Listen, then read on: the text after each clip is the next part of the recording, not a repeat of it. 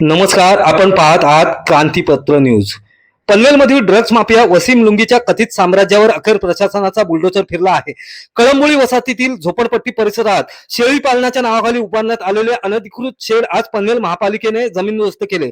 पालिका आयुक्त मंगेश चितळे यांच्या निर्देशानुसार ही कारवाई करण्यात आली. प्रभाग अधिकारी सुबोध ठाणेकर यांच्या नेतृत्वाखाली प्रभाग अधीक्षक अरविंद पाटील आणि पालिकेच्या पथकाने मोठ्या पोलीस बंदोबस्तात ही मोहीम यशस्वीरित्या पूर्ण केली.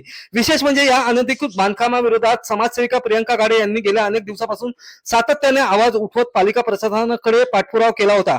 अखेर त्यांच्या मागणीची दखल घेत प्रशासनाने कठोर कारवाई केली. यापूर्वी नार्कोटिक्स विभागाचे अधिकारी संदीप निगडे यांच्या पथकाने वसीम लुंगी विरोधात ड्रग्ज प्रकरणात कारवाई केली होती. आजच्या अतिक्रमण हटाव कारवाईवेळीही ते घटनास्थळी उपस्थित होते. त्यामुळे या कारवाईला विशेष महत्त्व प्राप्त झाले आहे.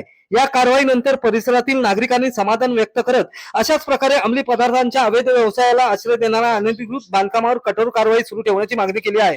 प्रशासनाच्या या धडक मोहिमेमुळे गुन्हेगारी प्रवृत्तीला मोठा धक्का बसल्याची चर्चा परिसरात आहे. या कारवाईबाबत आपले मत काय? आम्हाला कमेंट करून नक्की सांगा. अशाच पनवेल, नवी मुंबई आणि रायगड मधील ताज्या व विश्वासार्ह बातम्यांसाठी क्रांतीपत्र न्यूजला सबस्क्राईब करा, व्हिडिओला लाईक करा आणि बेल आयकॉन दाबायला विसरू नका. धन्यवाद.